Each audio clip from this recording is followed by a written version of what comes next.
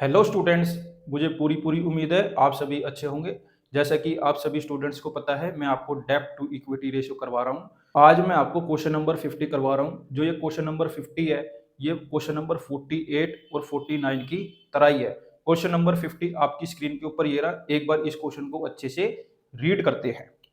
Assuming that the debt to equity ratio is 2:1, state giving reason which of the following transactions would increase, decrease or not change debt to equity ratio। इसके अंदर first transaction है issue of new shares for cash. देख लेते हैं इस question को कैसे करना है। वैसे प्रोसेस तो आप सभी बच्चों को पता है। सबसे पहले हम ये देख लेते हैं हमें गिवन क्या है। डेब्ट टू इक्विटी रेशियो गिवन है बेटा 2:1। डेब्ट टू इक्विटी रेशियो का फॉर्मूला होता है डेब्ट अपॉन में इक्विटी। डेब्ट का मतलब है लॉन्ग टर्म डेब्ट जिसको एलटीडी बोलते हैं। इक्विटी का मतलब है शेयर होल्डर फंड जिसको एसएचएफ बोलते हैं। तो डेब्ट टू इक्विटी रेशियो हमें दिया गया 2:1। उसको मैं ऐसे लिख सकता हूँ 2/1 is equal to long term डेब्ट अपॉन में शेयर होल्डर फंड। देखिए अब हमें लॉन्ग टर्म डेब्ट और शेयर होल्डर फंड को कुछ ना कुछ लेट करना पड़ेगा। उसकी कुछ ना कुछ वैल्यू लेट करनी पड़ेगी और वो वैल्यू हमें ऐसी लेट करनी है जब मैं उन वैल्यू को इस फॉर्मूले में पुट करूं तो मेरा 2:1 आ जाए। तो मैंने लॉन्ग टर्म डेब्ट को लेट कर लिया 20 लाख, शेयर होल्डर फंड को लेट कर लिया 10 लाख। अब मैंने इनको फॉर्मूले में पुट करा 20 लाख अपॉन में 10 लाख। जब मैंने इन दोनों को सोल्व करा, ये ऊपर की 6 जीरो को नीचे की 6 जीरो से काट दिया तो ये आ गया 2/1। तो डेब्ट टू इक्विटी रेशियो आ गई 2:1। यहाँ पर मैंने वेरिफिकेशन करा है। इसका मतलब है जो ये मैंने लॉन्ग टर्म डेब्ट की वैल्यू मानी है 20 लाख, शेयर होल्डर फंड की वैल्यू मानी है 10 लाख, ये बिल्कुल सही है। प्लस यहाँ पर मैंने शेयर होल्डर फंड और लॉन्ग टर्म डेब्ट के फॉर्मूले लिखे हैं। देखिए जो भी आपको अकाउंटिंग रेशियो दी जाए उसके अंदर जो भी अकाउंटिंग वेरिएबल है उसके फॉर्मूले आपको जरूर आने चाहिए। जैसे कि शेयर होल्डर फंड का फॉर्मूला होता है share capital plus reserve and surplus. Share capital का मतलब होता है equity share capital preference share capital. Share holder fund का एक और फॉर्मूला होता है टोटल एसेट माइनस टोटल डेब्ट। टोटल एसेट का मतलब होता है fixed asset plus investment plus में करंट एसेट। टोटल डेब्ट का मतलब होता है लॉन्ग टर्म डेब्ट शॉर्ट टर्म डेब्ट। लॉन्ग टर्म डेब्ट का मतलब होता है long term borrowings plus long term provisions. अब हम अपनी फर्स्ट ट्रांजैक्शन देख लेते हैं। इन्होंने क्या बोला है, issue of new shares for cash.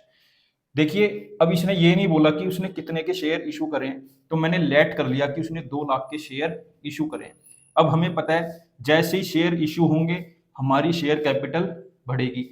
जैसे ही हमारी शेयर कैपिटल बढ़ेगी हमारा शेयर होल्डर फंड ऑटोमेटिकली बढ़ेगा। देख लो जब ये शेयर कैपिटल बढ़ेगी तो बेटा ये शेयर होल्डर फंड बढ़ेगा नहीं बढ़ेगा, बढ़ेगा। हमारी लॉन्ग टर्म डेब्ट बिल्कुल सेम है, पहले भी 20 लाख थी अब भी 20 लाख है। शेयर होल्डर फंड पहले हमारे 10 लाख थे, अब ये 2 लाख से बढ़ गए तो शेयर होल्डर फंड कितने के हो गए 12 लाख के। अब हम क्या करते हैं अपनी नई डेब्ट इक्विटी रेशियो में वैल्यू पुट कर लेते हैं एलटीडी अपॉन में एसएचएफ। तो लॉन्ग टर्म डेब्ट कितनी है 20 लाख, शेयर होल्डर फंड कितना है बेटा 12 लाख। अब क्या हुआ 5 जीरो से 5 जीरो को काट दिया, ये हो गया 20 अपॉन में 12।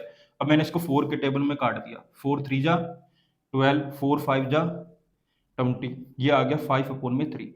जब मैंने 5 अपॉन 3 को सोल्व करा तो ये आ गया 1.67:1। तो हमने देखा हमारी पहले रेशो थी 2:1, अब हमारी रेशो है 1.67:1। तो हमने देखा इस केस के अंदर हमारी डेब्ट टू इक्विटी रेशो क्या हुई है बेटा, डिक्रीज हुई है, रिड्यूस हुई है, कम हुई है। तो आपको लास्ट में ये लाइन जरूर लिखनी है, देयरफॉर इन दैट केस डेब्ट to equity ratio will decrease. मुझे उम्मीद है आपको ये क्वेश्चन जरूर समझ आया होगा।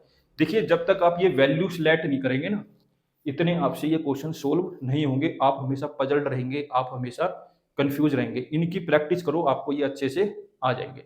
एक बार इसका स्क्रीनशॉट ले लो। बिल्कुल सेम क्वेश्चन है, इसी के अंदर नेक्स्ट पार्ट है conversion of debenture into equity share. Conversion of debenture into equity share को करवाने से पहले मैं आपको एक बात बताना चाहता हूँ। देखिए डिवेंचर की जो रिडम्पशन है वो करंट लायबिलिटी के अंदर आती है। क्यों आती है, क्योंकि कंपनीज एक्ट 2013 में शेड्यूल 3 में ये बोला गया है कि रिडम्पशन ऑफ डिवेंचर क्या है, शॉर्ट टर्म बोरिंग है, वो करंट लायबिलिटी के अंदर आएगी। तो अब आगे से ध्यान रखना, कहीं भी लिखा हो रिडम्पशन ऑफ डिवेंचर तो आपको हमेशा उसको कहाँ लेना है, करंट लायबिलिटी में लेना है। तो कहीं रिडम्पशन ऑफ डिवेंचर हो रहा हो तो आप गलती से ये मत कर देना कि लॉन्ग टर्म डेब्ट क्या हो जाएगी, कम हो जाएगी। ठीक है, इस बात का खास ध्यान रखना। तो इस केस के अंदर क्या हो रहा है, जो डिवेंचर हो रहे हैं वो इक्विटी शेयर में कन्वर्ट हो रहे हैं, तो कहीं ना कहीं हमारे डिवेंचर्स कम हो रहे हैं और हमारे इक्विटी शेयर बढ़ रहे हैं। क्योंकि हमारे डिवेंचर कम हो रहे हैं, डिवेंचर का कम होना करंट लायबिलिटी के अंदर आएगा। इक्विटी शेयर का बढ़ना तो हमारी इक्विटी शेयर कैपिटल को बढ़ा देगा। जब हमारी इक्विटी शेयर कैपिटल बढ़ेगी तो कहीं ना कहीं हमारा शेयर होल्डर फंड भी बढ़ेगा। जब हमारा शेयर होल्डर फंड बढ़ेगा तो वो कितने अमाउंट से बढ़ेगा, सवाल ये है। तो मैंने यहाँ पर वो अमाउंट लेट कर लिया, suppose conversion of debenture into equity share rupees 2 lakh, तो वो 2 लाख से बढ़ेगा। हमारे लॉन्ग टर्म डेप्ट पहले भी 20 लाख के थे, आज भी 20 लाख के। शेयर होल्डर फंड पहले 10 लाख के थे, फिर हमने 2 लाख का कन्वर्जन करा तो हमारे शेयर होल्डर फंड होगी 12 लाख की। 20 लाख लॉन्ग टर्म डेप्ट है, पुट कर ली। 12 लाख शेयर होल्डर फंड है, पुट कर लिया। 5 जीरो से 5 जीरो को काट दिया, ये आ गया 20 अपॉन में 12। इसको 4 के टेबल में काट लिया, 4 3 जा 12, 4 5 जा 20 आ गया 5 अपॉन में 3। इसको सोल्व करा तो ये आ गया 1.67:1। तो हमने देखा पहले हमारी डेप्ट टू इक्विटी रेशियो थी 2:1, अब हमारी डेप्ट टू इक्विटी रेशियो है 1.67:1। तो इस केस के अंदर हमारी डेप्ट टू इक्विटी रेशियो क्या हुई है बेटा, रिड्यूस हुई है।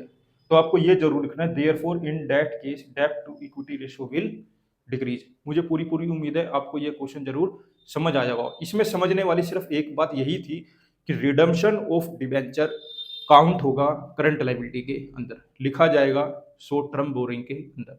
एक बार इसका स्क्रीनशॉट ले लो। बिल्कुल सेम क्वेश्चन है, इसी क्वेश्चन के अंदर नेक्स्ट पार्ट है। नेक्स्ट पार्ट आपकी स्क्रीन के ऊपर भी है, आप पढ़ सकते हैं। Sale of fixed asset at profit.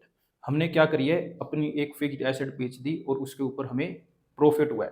अब हमें ये बात अच्छे से पता है, जो प्रॉफिट होता है वो रिजर्व एंड सरप्लस का एक पार्ट होता है। जैसे ही हमें प्रॉफिट होगा वैसे ही हमारे रिजर्व एंड सरप्लस बढ़ जाएंगे।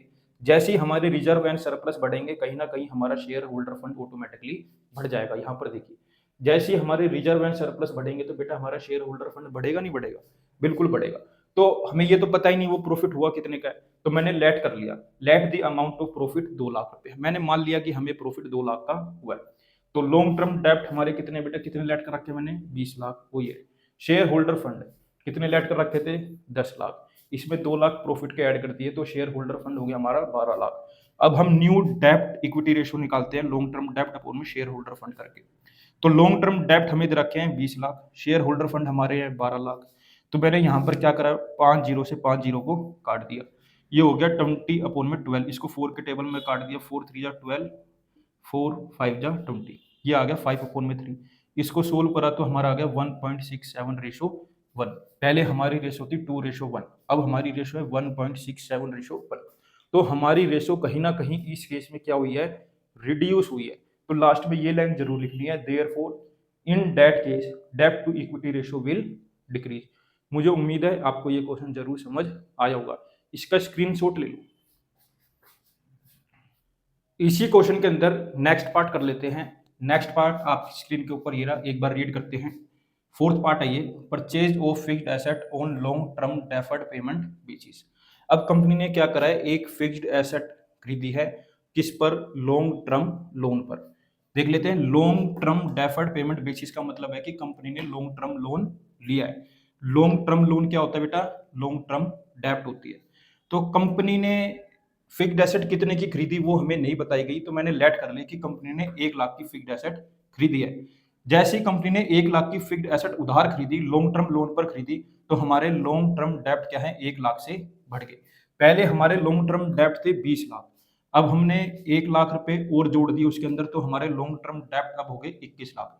शेयर होल्डर फंड हमारे पहले भी 10 लाख थे, आज भी 10 लाख है, उसके ऊपर कोई फर्क नहीं पड़ा।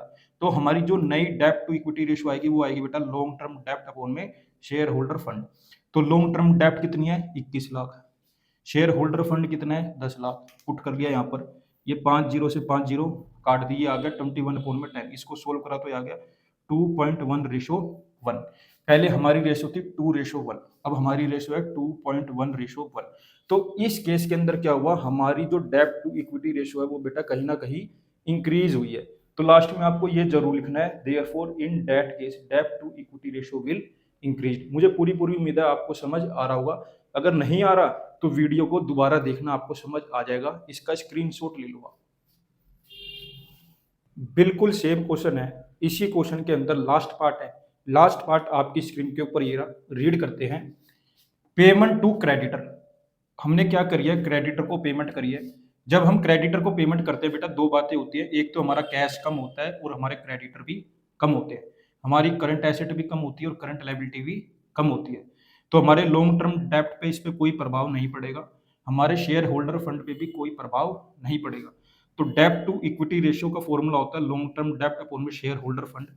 तो हमारे इस रेशियो पर भी कोई प्रभाव नहीं पड़ेगा, क्योंकि लॉन्ग टर्म डेप्ट भी सेम है, शेयर होल्डर फंड भी सेम है। लॉन्ग टर्म डेप्ट है 20 लाख पुट कर लिए, शेयर होल्डर फंड है 10 लाख पुट कर लिए, 6 जीरो से 6 जीरो को काट दिया, 2 अपॉन में 1 आ गया, रेशो आ गई 2:1। पहले भी रेशो थी 2:1, अब भी रेशो है 2:1। तो इस केस के अंदर हमारी डेप्ट टू इक्विटी रेशो क्या है, सेम है, अनचेंज्ड है। देखिए इस वीडियो के अंदर मैंने आपको टोटल 5 पार्ट करवाए हैं, सभी पार्ट काफ़ी डिटेल में करवाने की कोशिश करी गई है। आपसे बस यही रिक्वेस्ट है, वीडियो को पूरी देखना, अपने दोस्तों में शेयर करना ताकि उनका भी थोड़ा भला हो जाए। मेरे साथ ऐसे ही जुड़े रहिए, मैं आगे भी आपके लिए ऐसे ही अच्छी अच्छी वीडियो बनाता रहूँगा। Thank you for watching.